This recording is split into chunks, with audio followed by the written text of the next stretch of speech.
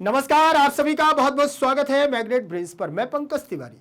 तो हम लोग क्या पढ़ रहे हैं? शाश्वती का द्वितीय पाठ हम लोगों का प्रारंभ होने वाला है और जो हम लोगों का ऐच्छिक विषय के रूप में हम लोग पढ़ते हैं।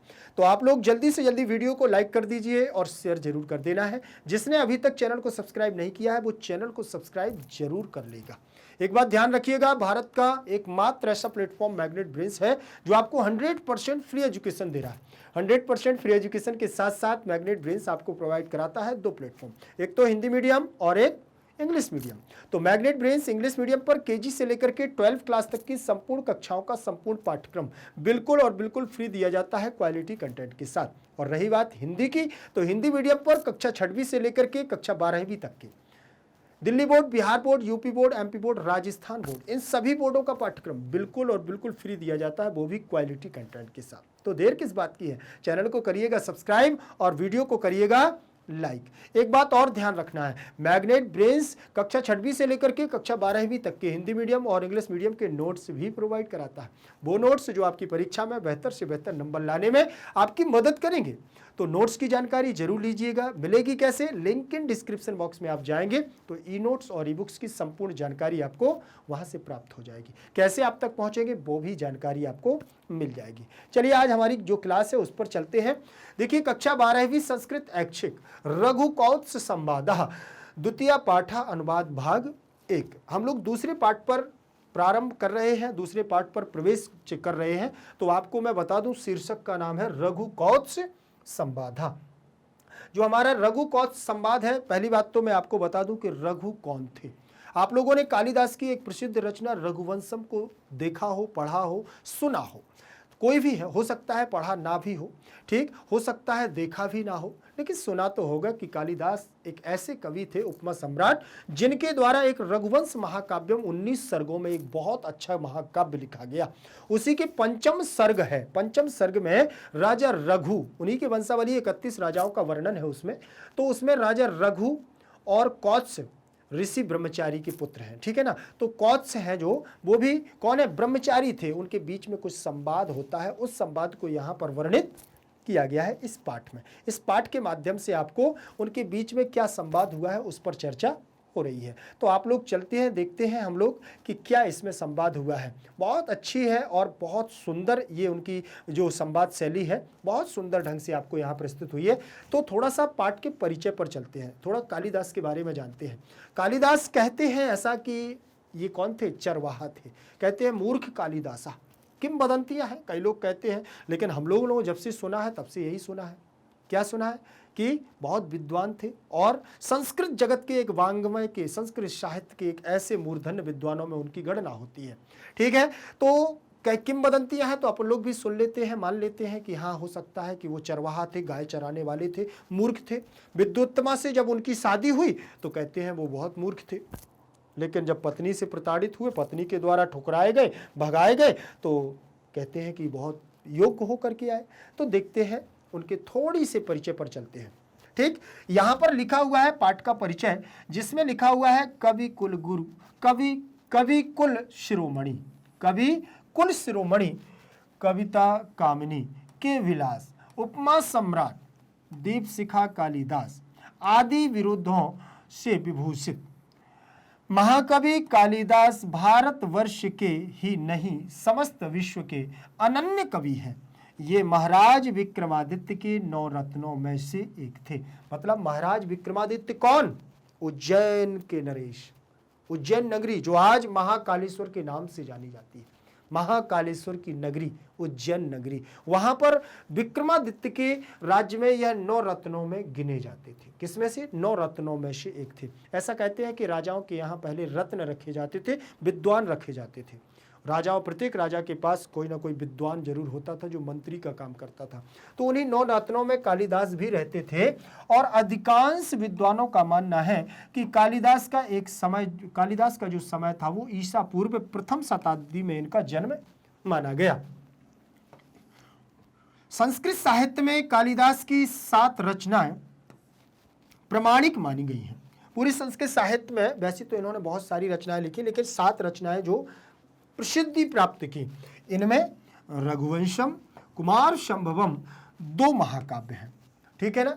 रघुवंशम और कुमार संभवम दो इनके महाकाव्य हैं, और मेघदूतम तथा ऋतु संहारम दो इनके खंड काव्य हैं। ठीक, तथा मालविकाग्निमित्रम विक्रमोर्वशीयम तथा अभिज्ञान शाकुंतलम तीन इनके ये क्या है, प्रसिद्ध नाटक हैं। और ऐसा मैंने तो पढ़ा भी है अभिज्ञान शाकुंतलम को बहुत गहराई से। तो कहते हैं कि विद्वान के जर्मन विद्वान और बहुत सारे विद्वानों ने अभिज्ञान शाकुंतलम की तो बहुत भूरी भूरी प्रशंसा की है।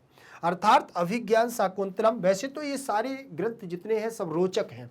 रघुवंश महाकाव्यम के भी 2-3-4 सर्ग तो मैंने पढ़े हैं। ठीक, पूरे 19 सर्गों का अध्ययन तो नहीं हो पाया है क्योंकि बहुत बड़ा महाकाव्य है। तो इन ग्रंथों में बहुत कुछ छपा हुआ है। देखिए, रघुवंश में 31 राजाओं का वर्णन है, कुमार संभवम में कुमार संभव की यहाँ पर बात की गई है, और महाकाव्य और मेघदूत में यक्ष और यक्षिणी का वर्णन किया गया है। ऋतु संहार की बात करें तो 6 ऋतु जानते हैं ना, 6 ऋतुएं होती हैं, उनका वर्णन है। 2 खंड काव्य है ही। फिर इसके बाद मालविकाग्निमित्रम, तो बहुत ही हमारे रस युक्त श्रृंगार शैली की कवि हैं हमारे कौन, महाकवि कालिदास। तो मालविका और अग्निमित्र की कहानी इन्होंने बहुत विछड़न करवाया है। एक से एक जो प्रेम करने वाले थे सबका वियोग करवा दिया कालिदास ने। बोले मेरा हुआ है तो मुझे तो सबका करना है। ठीक है ना, कालिदास भी विद्वोत्तमा से दूर रहे हैं, इस बात को ध्यान रख लेना। पत्नी से ठुकराए गए थे तभी विद्वान बने हैं। और इन्होंने कहा कि मैं भी कसम खाता हूं कि मैं ऐसे ग्रंथ लिखूंगा कि सब में वियोग ही वियोग होगा। मालविकाग्नि और अग्निमित्र का वियोग करवा दिया अभी। और फिर इसके बाद विक्रमो और उर्वशी का, विक्रम और उर्वशी का यहां भी उनकी प्रेम गाथा चली। ठीक है ना, फिर विछड़न करवा दिया। फिर अभिज्ञान शाकुंतलम में बात करते हैं तो अभी क्या है, शकुंतला का और दुष्यंत का वियोग करवा दिया। और सबकी अच्छी बात तो बताऊंगा, मेघदूत यक्ष और यक्षिणी जिसका विवाह अभी हुआ, नया विवाह हुआ, और उसको भी उन्होंने फेंक दिया 1 साल के लिए। ठीक है ना, कश्चित कांता विरह गुरुणा स्वाधिकारात् प्रमत्ता। अरे मेघदूत का पहला श्लोक पढ़ो तो रूह छूट जाएगी, आपके रोम खड़े हो जाएंगे। क्या आनंद है उपमा कालिदास का, क्या उपमा दी है उन्होंने, रामायण से उपमा उठाई है। जैसे किसकी, सीता जी की और हनुमान जी की। ऐसे ही यहाँ पर मेघदूत भी एक दूत बन करके आते हैं, और ऐसा बहुत कुछ इसमें वर्णन कर दिया गया है उन्होंने। इसके आगे उन्होंने देखो क्या किया है। मैं बहुत सारी चर्चाएं आपकी बात करूंगा इस पर, बहुत सारी, क्योंकि पूरे पाठ को पढ़ना है तो चर्चाएं तो होनी ही है। फिर इन्होंने क्या कहा है देखिएगा, इसमें लिखा हुआ है कि काव्य कला एवं नाट्य कला की दृष्टि से कालिदास का कोई सानी नहीं है। नवरस वर्णन में भी कालिदास सर्वोपरि है। उपमा अलंकार की सटीकता में वर्णन के कारण ही कालिदास के विषय में उपमा कालिदासस्य कहा गया है तथा दीप शिखा की उपाधि से अलंकृत किया गया है। यही नहीं, इनकी रचनाओं में वैदर्भी रीति की विशिष्टता, गुण का सतत प्रवाह तथा सरसता ही इन्हें आज तक सर्वश्रेष्ठ कवि के रूप में प्रतिष्ठित किए हुए है। एक बात ध्यान रखना कि इसमें कुछ ऐसे शब्द आए हुए हैं जो आपको कालिदास की ओर खींचेंगे। किसकी ओर, कालिदास। उनके बारे में जानने की आपकी इच्छा होगी, ऐसा लगेगा कि कालिदास के बारे में क्या क्या ना पढ़ लिया जाए। ध्यान रखना, क्योंकि कालिदास एक ऐसे कवि हैं जिन्होंने कितना सुंदर साहित्य, वांग्मय साहित्य लिखा कि वास्तविकता में जब उनके ग्रंथों को पढ़ो तो ऐसा लगता है पढ़ते ही रहें। कभी उठा करके देखना तो आनंद आएगा। देखिए, उन्होंने कहा काव्य कला एवं नाट्य कला की दृष्टि से कालिदास का कोई सानी नहीं है। सानी का मतलब कोई उनके समकक्ष नहीं है। समकक्ष मतलब उनकी कोई समानता नहीं कर सका।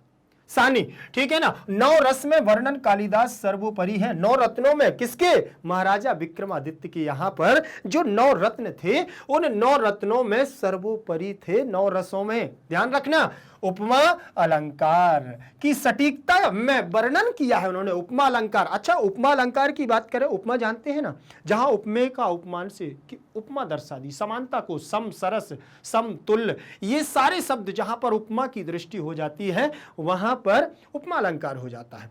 ठीक है, अब यहां पर जैसे बात करें हम कि मेघदूत की, तो मेघदूत में भी उन्होंने रामायण महाकाव्य की एक ऐसी उपमा को बिखेर दिया है कि वास्तविकता में लोग समझ भी नहीं पाए, और जब समझने पर आए तो उसका इतना गूढ़ रहस्य जाना उन्होंने कि वास्तविकता में क्यों? यहां पर वहां दूत के रूप में हनुमान थे और यहां पर मेघदूत में मेघों को दूत बना दिया। वहां पर माता जानकी लंका में, रावण की यहां पर लंका में बंदी गृह में है, अशोक वाटिका में बंदी ही थी, लंका के अंदर बंदी थी, ठीक है। और यहां पर यक्ष और यक्षिणी विरह में बैठे हुए हैं। पता लगाने के लिए वहां हनुमान जी सीता का पता लगाने के लिए जाते हैं, यहां मेघ यक्ष का पता लगाना जाते हैं। ध्यान रख लेना, क्योंकि 1 वर्ष का विरह है यक्ष और यक्षिणी का, और वहां तो फिर रावण का। समझ रहे हैं आप लोगों ने सारी रामचरितमानस को, रामायण को पढ़ा भी होगा। तो यहां पर भी कालिदास के विषय में उपमा कालिदास सस्य की एक ऐसी उपाधि दी गई है, उपमा कालिदास सस्य। अगर उपमा हो तो कालिदास की जैसी हो। फिर इसके बाद दीप शिखा, दीप शिखा, दीपों में मतलब जितने भी कवि कुल शिरोमणि हुए हैं उन दीपों में शिखा, शिखर पर, ठीक है ना, शिखर, दीप शिखा की उपाधि से अलंकृत किया गया। और यही नहीं, इनकी रचनाओं में वैदर्भी रीति की विशिष्टता दर्शा दी गई। विदर्भ देश के वैदर्भी रीति की विशिष्टता और गुण की सतत प्रवाह, उनके गुणों का व्याख्यान देखो, सतत प्रवाह भर रहा है उसमें वियोग भी है, श्रृंगार भी है, और का क्या क्या करुण रस भी है, क्या क्या नहीं बिखेर दिया। सरसता ही इन्हें आज तक सर्वश्रेष्ठ कवि के रूप में प्रतिष्ठित किए हुए। सर्वश्रेष्ठ कवियों में उनको आज भी उनकी गणना की जाती है। इसके बाद पाठ के परिचय के बाद हम लोग आगे बढ़ेंगे और पाठ के सार पर चलेंगे कि इस पाठ में हम लोग पढ़ने क्या वाले हैं, ठीक है। ध्यान से देखिएगा थोड़ा सा, इसमें लिखा हुआ है कि प्रस्तुत पाठ्यांश महाकवि कालिदास द्वारा विरचित रघुवंशम महाकाव्य के 5म सर्ग से संकलित है। देखिए, प्रथम सर्ग से लेकर के 5म सर्ग पर पहुंचते हैं, फिर इसके बाद 6म सर्ग, 7म, 8म, 9म, 10म, फिर इसके बाद 19 सर्ग, 19 सर्गा महाकाव्य। कौन सा? रघुवंश महाकाव्य, जिसमें 31 राजाओं का वर्णन कर दिया गया है, ठीक। तो यहां पर 5म सर्ग से ये पाठ लिया गया है। इसमें महाराज रघु एवं वर्तंतु ऋषि के शिष्य कौत्स नामक ब्रह्मचारी के मध्य साकेत नगरी में हुआ संवाद वर्णित है। ध्यान रखना, यहां पर कौन? वर्तंतु ऋषि के शिष्य हैं, वर्तंतु ऋषि के शिष्य हैं कौन? कौत्स ऋषि, जो ब्रह्मचारी के रूप में है, और इनके बीच में संवाद चल रहा है। किसके? राजा रघु। किसके पूर्वज? राजा राम के पूर्वज हैं राजा रघु, ठीक है। फिर इसके बाद कौत्स वेद, पुराण, वेदांग, दर्शन आदि 14 विद्याओं के अध्ययन समाप्त करके गुरु दक्षिणा देने की इच्छा से अपने गुरु वर्तंतु से बार बार गुरु दक्षिणा लेने की प्रार्थना करता है। मतलब वह वर्तंतु ऋषि के यहां पर शिक्षा ग्रहण करते हैं। तो उन्होंने शिक्षा ग्रहण में कौत्स ने वेद आदि का, पुराण आदि का और वेदांगों का और दर्शन शास्त्र का इस प्रकार से मिलाई गई 14 विद्याओं को, चतुर्दश विद्याओं का उन्होंने अध्ययन किया। और उनको समाप्त करने के बाद जब वह गुरु के पास पहुंचे तो बोले, गुरु अब तो हमारी गुरु दक्षिणा ले लो। पहले ऐसा नहीं होता, आज तो फीस पहले देनी पड़ती है, लेकिन प्राचीन काल में जो विद्या का अध्ययन हुआ करता था वहां तो गुरु दक्षिणा जब पूरा पारंगत हो जाता था शिष्य, फिर गुरु दक्षिणा के रूप में लेते थे। कैसे? गुरु दक्षिणा देने की इच्छा से अपने गुरु वर्तंतु से बार बार गुरु दक्षिणा लेने की प्रार्थना करता है, और गुरु द्वारा गुरु भक्ति को ही गुरु दक्षिणा रूप में मानने पर भी कौत्स की निरंतरता प्रार्थना से रुष्ट होकर के वर्तंतु उसे गुरु दक्षिणा के रूप में 14 करोड़ स्वर्ण मुद्राएं देने की आज्ञा देते हैं। जब बार बार वह शिष्य कहता है, नहीं गुरुजी, ना गुरुजी, ले लो कुछ तो, ले लो कुछ तो, लेकिन उन्होंने तो कह दिया, नहीं मुझे नहीं चाहिए, मुझे कोई गुरु दक्षिणा नहीं चाहिए, तुम तो बस अध्ययन कर लिया है, उसका सदुपयोग करना, उस विद्या का जो 14 विद्याएं आपने ली हैं। तो उसने प्रार्थना बार बार निरंतर प्रार्थना करना है, गुरुजी आपको तो लेना ही पड़ेगा। आजकल के शिष्य ऐसे नहीं है क्या? आज के शिष्य, नहीं गुरुजी, उन्होंने कहा फीस माफ लो, अरे गुरुजी ने तो आज फीस माफ कर दी है, बस बच गए ना, जिम में डाल ली। लेकिन पहले वो कह रहा, ना गुरुजी, गुरु दक्षिणा तो लेनी पड़ेगी। तब गुरुजी भी गुस्सा हो गए और गुरु दक्षिणा के रूप में बोले, मुझे 14 करोड़, चतुर्दश करोड़, देखिए कोटि, चतुर्दश कोटि स्वर्ण मुद्राएं देने की आज्ञा देते हैं। कहते हैं लाओ 14 करोड़ स्वर्ण मुद्राएं, सोने की मुद्राएं चाहिए, लेकर के आओ। अब देखना यहां से, ये तो केवल हम लोग पाठ के सार को पढ़ रहे हैं। आगे देखिए, कौत्स विश्वजित नामक, कौत्स विश्वजित नामक यज्ञ में सर्वस्व दान कर चुके महाराज रघु के पास गुरु दक्षिणा के लिए धन मांगने आता है। मतलब देखिए जो यहां पर लिखा ना, विश्वजित नामक एक यज्ञ करवाया था राजा रघु ने, ठीक। तो कौत्स उनके पास पहुंचे, किसके पास? राजा रघु के पास, महाराज रघु के पास पहुंचे गुरु दक्षिणा के लिए धन मांगने कि मुझे धन दे दो, मुझे गुरु जी को देना है, ठीक है। तो महाराज रघु धनपति कुबेर पर आक्रमण करने की योजना बनाते हैं। तब महाराज रघु कहते हैं अब मेरे पास तो है नहीं, क्योंकि मैंने विश्वजित नामक यज्ञ में सब कुछ दे दिया है। तो उन्होंने क्या कह दिया, धनपति कुबेर के यहां आक्रमण करने की ठान ली कि मैं अब धनपति कुबेर के पास जाऊं। कुबेर कौन? जो वित्त मंत्री है, ठीक है ना, फाइनेंस मिनिस्टर। तो उनके पास जाने के लिए उन्होंने योजना बनाई कि आज चलिए चलते हैं, वहां पर आक्रमण करते हैं। भयभीत कुबेर रघु की कोषागार में स्वर्ण वृष्टि कर देते हैं और इससे कुबेर जी क्या हो जाते हैं, भयभीत, डर जाते हैं कि अब राजा रघु आ रहे हैं। क्योंकि राजा रघु एक ऐसे योद्धा थे कि जहां पर पृथ्वी पर पैर रख दिया वो राजा रघु की हो जाती थी।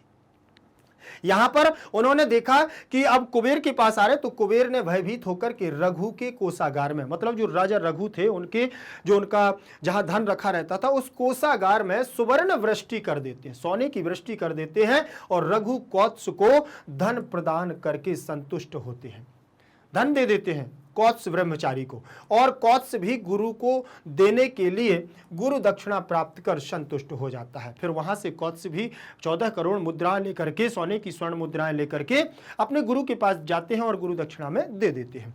प्रस्तुत पाठ्यांश से यह संदेश मिलता है कि शासक को सर्वसाधारण जन के प्रति उदार एवं कल्याणकारी होना चाहिए तथा याचक को अपनी आवश्यकता से अधिक प्राप्त करने की इच्छा नहीं रखनी चाहिए। मतलब इनका सीधा सीधा कहने का है कि कौत्स ने जो मांगा है वो गलत मांगा है, उसको अपनी आवश्यकता से अधिक नहीं मांगना चाहिए। और राजा ने अगर ऐसा किया है तो राजा ने भी गलत किया है, ठीक। तो दोनों के बारे में यहाँ पर इस पाठ के माध्यम से हम लोगों को बताया जा रहा है। आप लोग बिल्कुल अच्छे से आराम से इन श्लोकों को देखिएगा, बहुत आनंद आने वाला है। देखिए राजा रघु जो महाराज है और कौत्स ब्रह्मचारी के बीच का संदेश है। तो यहाँ पहला श्लोक दिया हुआ है, आप देखिएगा ध्यान से। लिखा हुआ है तमध्वरे विश्वजिति क्षितिशम निशेष विश्राणित कोश जातम उपात्य विद्यो गुरु दक्षिणार्थी कौत्स प्रवेदे वर्तन्तु शिष्यः। ध्यान रखना क्या कह रहे हैं, यहां पर संवाद चल रहा है, आपस में बातचीत चल रही है उनकी। और क्या चल रही है कि तमध्वरे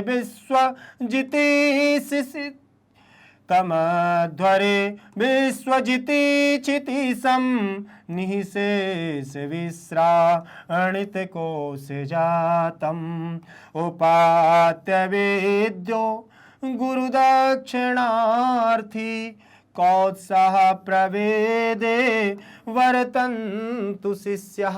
क्या कह रहे कि तमध्वरे विश्वजिति क्षितिशम निःशेष विश्राणित कोश जातम उपात्य विद्यो गुरु दक्षिणार्थी कौत्सः प्रवेदे वर्तन्तु शिष्यः, ठीक। अब यहां पर देखिए तमध्वरे विश्वजिति क्षितिशम, विश्वजित नामक यज्ञ में निःशेष विश्रामणित कोश जातम, उन्होंने कह दिया कि विश्वजित अध्वरे निःशेष, जिसने विश्वजित यज्ञ किया ऐसे कौन, महाराज रघु। विश्वजित यज्ञ में जिसने अपना सब कुछ दान दे दिया, कुछ भी महाराज रघु के पास नहीं है, कुछ भी नहीं बचा हुआ है।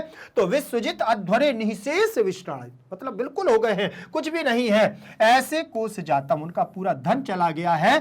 तो उपात्य विद्यो गुरु दक्षिणार्थी, इसके बाद क्या कर रहे हैं वो महाराज राजा रघु, उपात्य विद्य वर्तन्तु शिष्य। जब वर्तन्तु शिष्य किसके, ऋषि वर्तन्तु के शिष्य कौत्स वहां आते हैं तो क्या कहते हैं, उत्पात विद्यो गुरु दक्षिणार्थी, मतलब अपने गुरु की दक्षिणा के अर्थी, माने गुरु की दक्षिणा उनको चाहिए थी, जो 14 करोड़ उनको मुद्राएं देनी थी, वो मुद्राएं देने के लिए कौत्स प्रवेदे वर्तन्तु शिष्य वहां पर किसके पास, राजा रघु के पास पहुंच जाते हैं, ठीक। अब यहां पर देखिएगा कुछ यहां व्याकरणात्मक टिप्पणी है, उनको ध्यान से देखिएगा।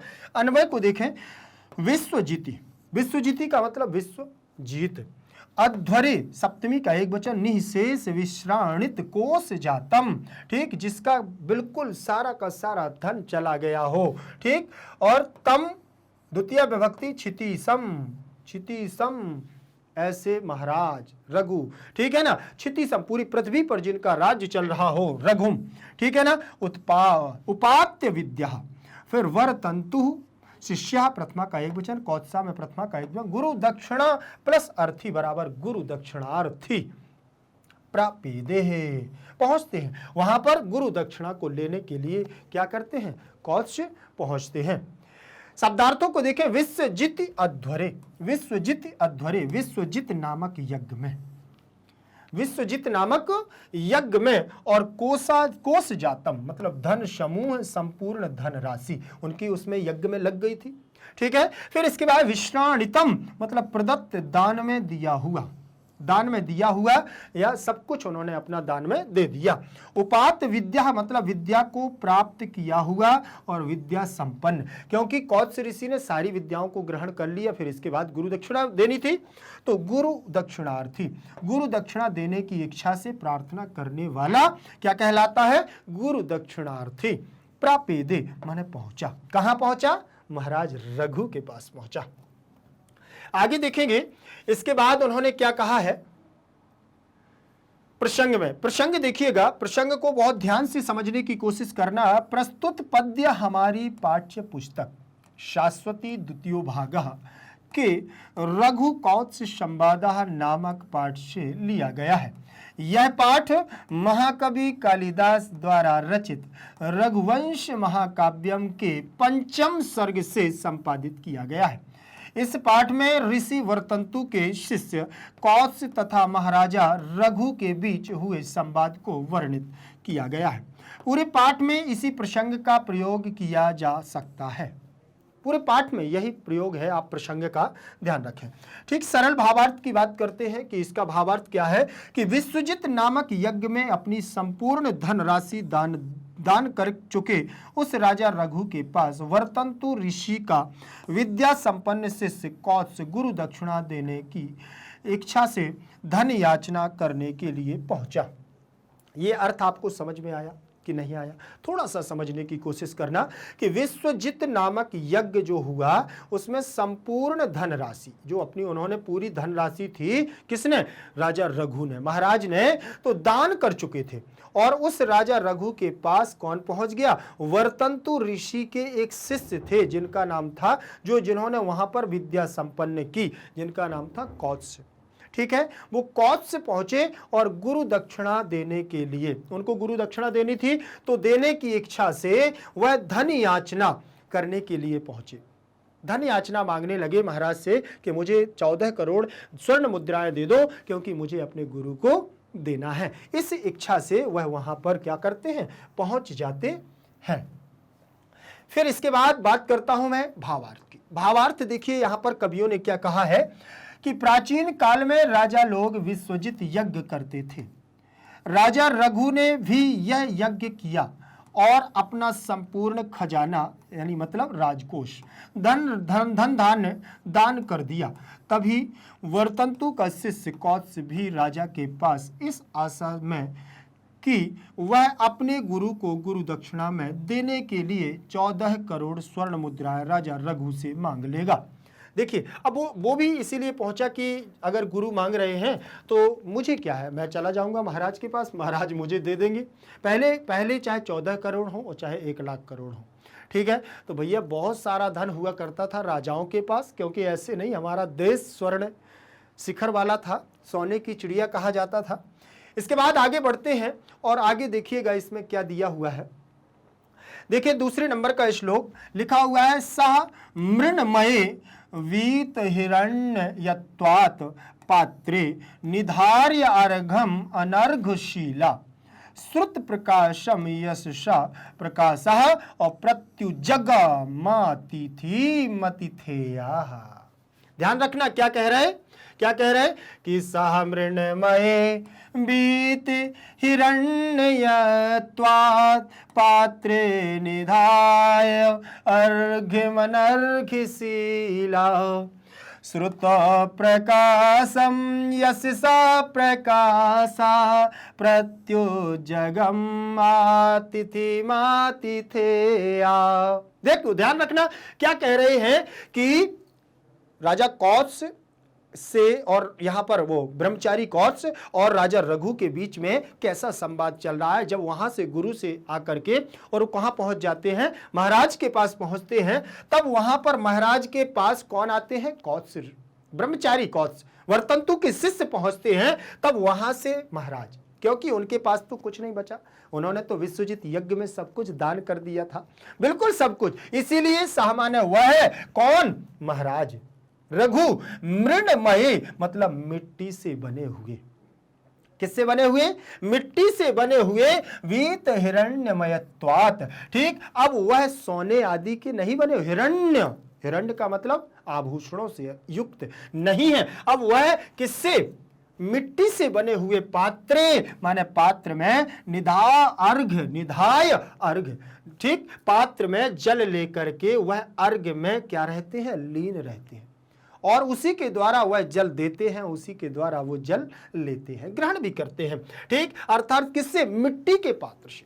अब कोई ऐसा महाराज, उनके पास कुछ नहीं बचा क्योंकि सब कुछ दान में दे दिया, तो अब मिट्टी के बर्तनों का प्रयोग कर रहे हैं। फिर क्या है, श्रुत प्रकाशम यशसा प्रकाशा और प्रयुज जगत मां अतिथि अतिथेया, अर्थात जो उनके घर पर आए हुए कौत्स ऋषि हैं, उनके सम्मान में भी वह मिट्टी का बर्तन लेकर के उनका सत्कार करने के लिए पहुंचते हैं। कौन, महाराज रघु। ध्यान रखिएगा यहां पर अन्वय देखिए, अन्वय में क्या लिखा हुआ है, सह अनर्घशीला, अनर्घशीला, अनर्घ, अर्घशीला और अनर्घशीला, जो अर्घ देने के लिए बात कर रहे हैं वो अनर्घशीला, यशसा प्रकाशा, जिनका प्रकाश चारों ओर कीर्तिमान विद्यमान है, आतिथे अतिथि के लिए, वीत हिरण्यत्वात्, अब उनके पास कोई भी हिरण्यत्वात् नहीं है, सोने चांदी आभूषणों से युक्त उनके कोई बर्तन नहीं है। मृण्मये पात्रे अर्घम निधाय, क्या कर रहे हैं, वह मिट्टी से बने हुए बर्तन में क्या कर रहे हैं, अर्घ्य को लेकर के दे रहे हैं। श्रुत प्रकाशम अतिथिम कौत्सम प्रति उज्जगामः, ठीक, वह क्या कर रहे हैं, लेकर के श्रुत प्रकाश की ओर, अतिथि की ओर, कौन अतिथि, कौत्सम ब्रह्मचारी, प्रति माने और उज्जगामः पहुंच जाते हैं। ठीक, ध्यान रखना, बहुत सारी चीजों को आपको यहां पर समझने की कोशिश करना है। यहां पर प्रथमा का एक वचन है, यहां भी प्रथमा का एक वचन है, सर्वनाम रूप लगा हुआ है, और इसमें देखिए तृतीया का एक वचन, प्रकाशा में प्रथमा का एक वचन, फिर इसके बाद हिरण्यमय, देखिए यहां पर मृण्मय लिखा हुआ है, मृण्मय का मतलब मिट्टी का, और यहां पर आपका यत्वात पंचमी का एक वचन लगा, पात्रे में सप्तमी का, अर्घम में द्वितीय, निधाय में नी धातु लगी हुई है, नी उपसर्ग पूर्वक धा धातु लगी हुई है, और अतिथिम में द्वितीय विभक्ति, प्रति के योग में द्वितीय लग गई है, उस जगह में यहां पर देखिए यहां पर भी आपकी गम धातु लग गई है। ठीक, अब यहां पर शब्दार्थ देखिए, शब्दार्थ देखेंगे, मृण्मय मतलब मिट्टी के बने हुए, वीत हिरण्यत्वा सोने के बने हुए पात्रों के न रहने से। जब सोने के पात्र कहां से रहेंगे, सब कुछ तो दान में दे दिया उन्होंने, विश्वजित यज्ञ में हिरण्यस्य विकारः हिरण्यमयम्, हिरण्यस्य विकारः क्या हो गया, हिरण्यमयम्, और निधाय का मतलब होता है रख करके, अयम माने अर्घ, निमित्तक द्रव्य, जो अर्घ के लिए द्रव्य लिए थे, जल लिए थे, अनर्घशीला असाधारण आचारवान, प्रशंसनीय स्वभाव वाला, कौन, महाराज रघु। अनर्घा माने अमूल्यम, और श्रुत प्रकाशम, वेद आदि शास्त्रों के अध्ययन से प्रसिद्ध हुए, कौन, श्रुतम शास्त्रम को ग्रहण करने वाले, श्रुतम माने वेद आदि शास्त्रों को ग्रहण करने वाले, ऐसे प्रियुज जगामः पास उठ करके गया, और आतिथेयम अतिथि सत्कार करने वाला मेजबान। ठीक, मतलब जो वेद शास्त्रों से गुणित हैं ऐसे उस कौत्स, क्योंकि 14 विद्याओं को ग्रहण करने वाले थे कौन, कौत्स ब्रह्मचारी, और उनके पास कौन पहुंचते हैं, महाराज रघु। क्योंकि देखिए पहले जो हमारा हुआ करता था, विद्या का, ज्ञान का बहुत सम्मान हुआ करता था, आज तो बहुत कम है, लेकिन पहले धन का नहीं होता था, किसका होता था, ज्ञान का हुआ करता था। सरल भावार्थ देखें, वह प्रशंसनीय स्वभाव वाला, यश से प्रकाशवान, अतिथि सत्कार करने वाला राजा रघु सुवर्ण निमित्त पात्र न रहने से मिट्टी के बने हुए पात्र में अर्घ अर्थात सत्कार के लिए जल आदि लेकर के वेद ज्ञान से प्रकाशमान अतिथि कौत्स के पास उठकर गया। किसके पास? अतिथि के रूप में जो आए हुए कौत्स ऋषि हैं उनके पास गया। भावार्थ देखिएगा, कवि का भावार्थ यहां क्या कहता है कि विश्वजित यज्ञ में संपूर्ण धन कोष दान कर देने के कारण राजा रघु निर्धन हो चुका था। अब उसके पास सोने के बर्तन नहीं थे। किसके? सोने के बर्तन नहीं थे, परंतु अतिथि का सत्कार तो प्रत्येक दशा में करना ही चाहिए। इसी से रघु मिट्टी के पात्र में सत्कार सामग्री रख करके अपने आसन से उठ करके याचक ब्रह्मचारी कौत्स के पास पहुंचे। ध्यान रखना कि अतिथि देवो भव, हमारे देश में अतिथि देवो भव की परंपरा चलती है।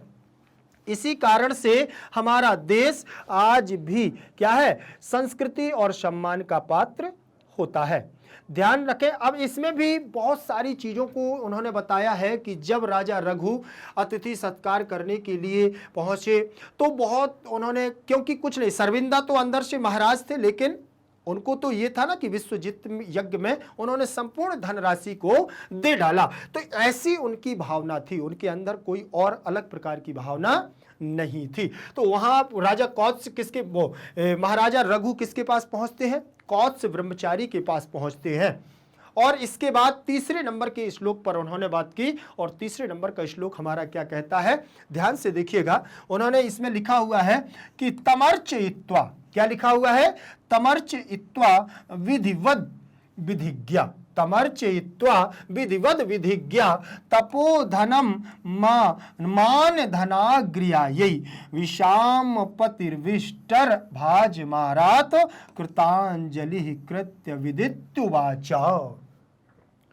क्या कह रहे हैं यहां पर? उन्होंने कहा है कि तमर्चयित्वा विधिवद विधिज्ञा तपोधनम मान धनाग्र्यायै विषामपति विष्टरभाजमारात कृतांजलि कृत्य विदित्युवाच। ठीक, अब यहां पर भी उन्होंने वही बात कर दी है कि जैसे ही पहुंचे और उन्होंने किसको उठा लिया है?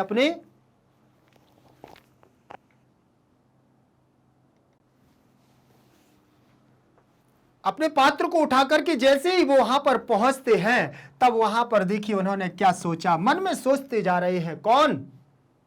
राजा रघु।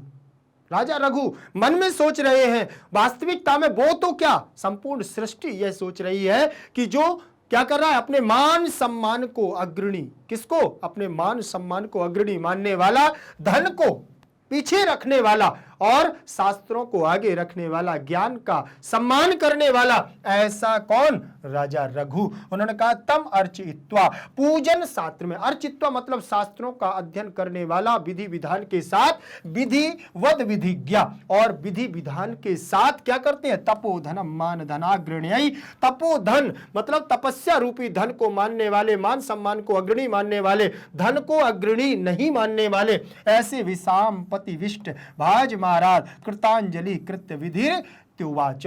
मतलब क्या है? उनसे जाकर के उनका क्या करते थे? स्वागत और सत्कार करते हैं।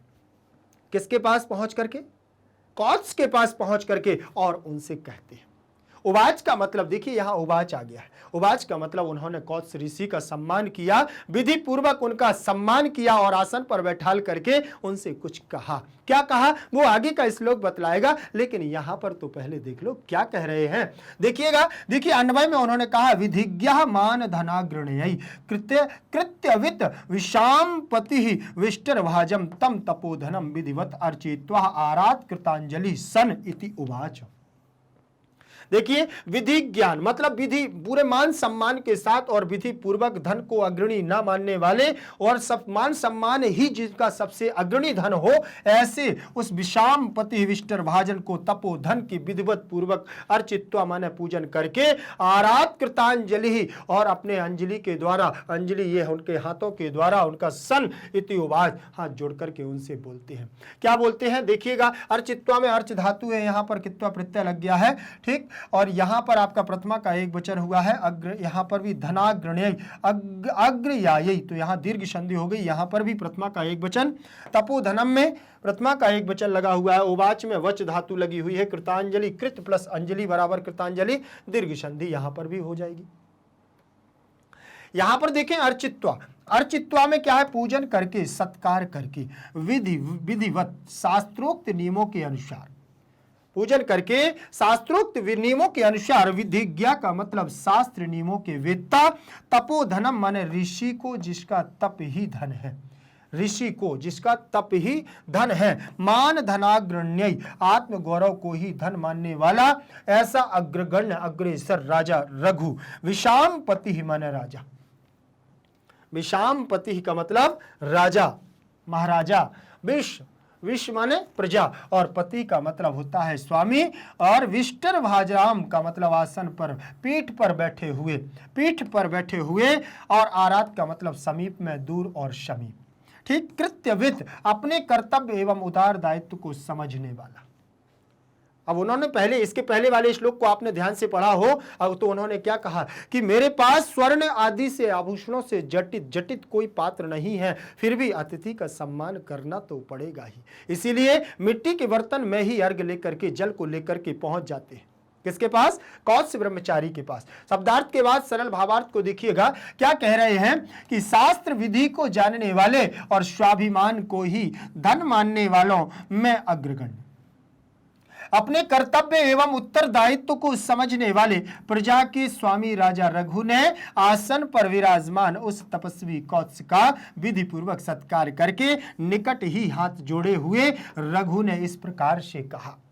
क्या कहा वो आगे का श्लोक बतलाएगा, लेकिन ध्यान रखना, ठीक है। अब आगे चलेंगे हम लोग, इसका भावार्थ कवियों का क्या कहता है कि स्वाभिमानी राजा रघु ने तपस्वी कौत्स का पूजन करके, किसका? तपस्वी कौत्स का पूजन करके आदर पूर्वक हाथ जोड़कर अगले पद्यों में कहे जाने वाले वचन कहे।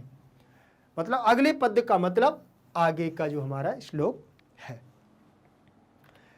चौथे नंबर का श्लोक है, इसको ध्यान से देखिएगा उन्होंने क्या कहा है। चौथे नंबर के श्लोक में उन्होंने कहा कि अप्यग्रणी मंत्र कृताम ऋषीणाम और कुशाग्र बुद्धे कुशली गुरुस्ते यतस्त्वया ज्ञानमशेष समाप्तम लोकेन चैतन्यमिव उष्ण रस में।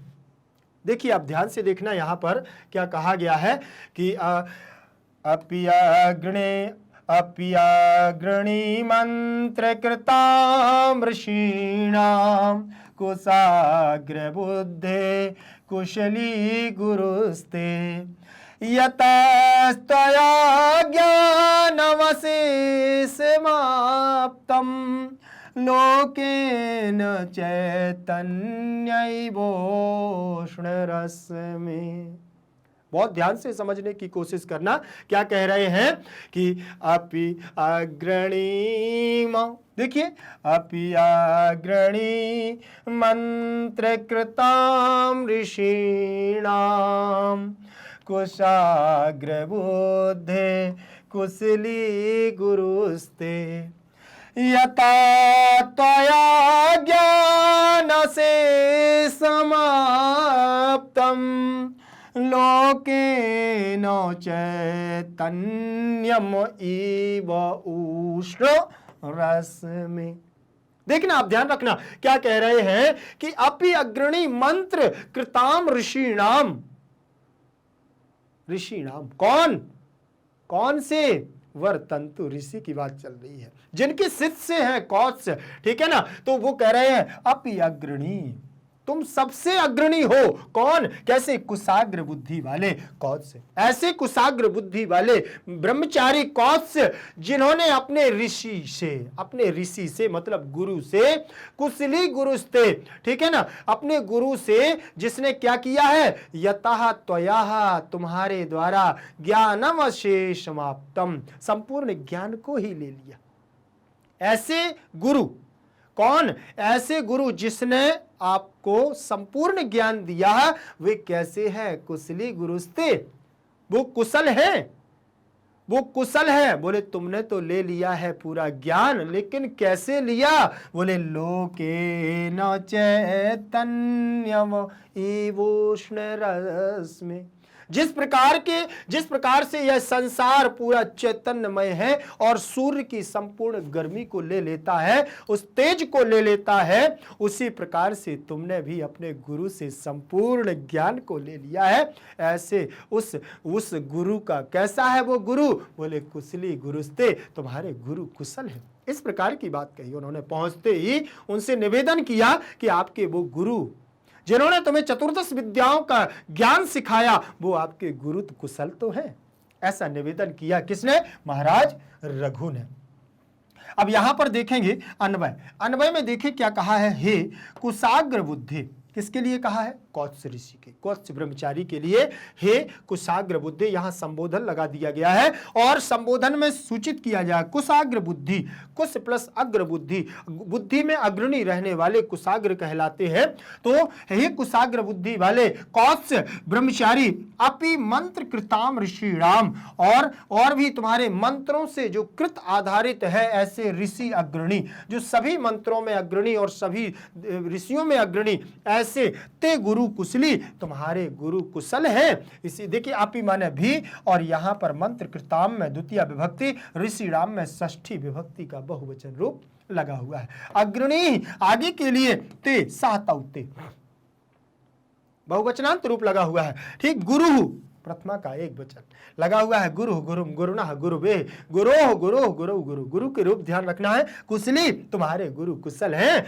यतः त्वया, तुम्हारे द्वारा, त्वम त्वाम त्वया, युष्मत के रूप लगे हुए, तृतीय विभक्ति एक वचन, अशेषम ज्ञानम लोकेन, लोकेन में तृतीय विभक्ति, ज्ञानम में द्वितीय विभक्ति। उष्ण रश्मि का मतलब होता है सूर्य। क्या होता है? सूर्य। और चैतन्य यु आप्तम, चैतन्यता के साथ आप्तम माने लिया है, आप धातु प्राप्त करने के लिए होती है, यहां पर आप्तम बना हुआ है। अन्वय देखिए, वो शब्दार्थ देखिएगा क्या बताया गया है शब्दार्थों में। मंत्र कृताम, मंत्र दृष्टाओं में, मनन करने वालों में, चिंतन करने वालों में, कुशाग्र बुद्धा माने हे सूक्ष्म सक्षम दर्शी, और कुशाग्रणीय तो कुश एक विशेष प्रकार की तीखी नोक वाली घास होती है जिसका उपयोग याग आदि में प्रयोग होता है। अशेषम का मतलब संपूर्णम, लोकेन माने लोगों से, उष्ण रश्मि का मतलब सूर्य, और आप्तम का मतलब प्राप्त किया गया। आप्तम का मतलब प्राप्त किया गया है। ऐसे उस सूर्य से, सरल भावार्थ देखें, राजा रघु ने कौत्स से विनय पूर्वक कहा कि हे तीव्र बुद्धि, क्या मंत्र दृष्टवा ऋषियों में अग्रगण्य आपके गुरु कुशल पूर्वक तो हैं, क्योंकि आपने समस्त ज्ञान अपने गुरु से उसी प्रकार प्राप्त किया है जिस प्रकार संसार के समस्त लोग उष्ण रश्मि सूर्य से जागृति प्राप्त करते हैं। पूरा संसार बोले सूर्य से जागृति प्राप्त करता है, और आपने अपने गुरु से ही संपूर्ण तेज को, संपूर्ण विद्याओं को ग्रहण किया है।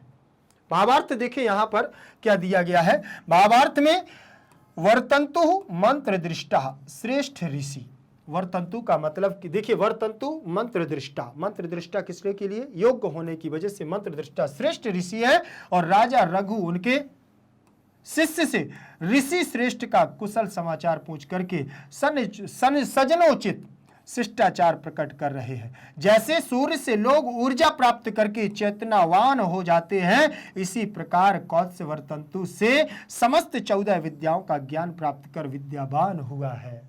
ऐसे कौत्स ऋषि। तो यहां पर ये विशेष यहां उपमा अलंकार दी गई है, और यहां पर किसकी उपमा की गई है? सूर्य से उपमा की गई है वर्तंतु ऋषि की, और लोगों की उपमा की गई है, प्रजा की उपमा की गई है कौत्स ऋषि से। ठीक है, तो ध्यान रखना। यहां पर ये 4 श्लोकों को मैंने इसमें अनुवाद हमारा जो भाग चल रहा है इसमें रखा है। देखिए मैं आपको बता दूं कि इसमें हमारे बहुत ज्यादा श्लोक हैं, इसलिए आपके 4-4 श्लोकों को रखा है और पाठ भी हमारा बड़ा होने वाला है। तो आप लोग बहुत अच्छे से पढ़िएगा, एक एक श्लोक को ध्यानपूर्वक पढ़िएगा। जहां भी समझ में ना आए वहां मुझे कमेंट सेक्शन में आपको जरूर दे देना है। ध्यान रखिएगा कि भारत का एकमात्र ऐसा प्लेटफॉर्म मैग्नेट ब्रेन्स है जो आपको 100% फ्री एजुकेशन दे रहा है। 100% फ्री एजुकेशन के साथ साथ मैग्नेट ब्रेन्स आपको प्रोवाइड कराता है 2 प्लेटफॉर्म, एक तो मैग्नेट ब्रेन्स इंग्लिश मीडियम और मैग्नेट ब्रेन्स हिंदी मीडियम।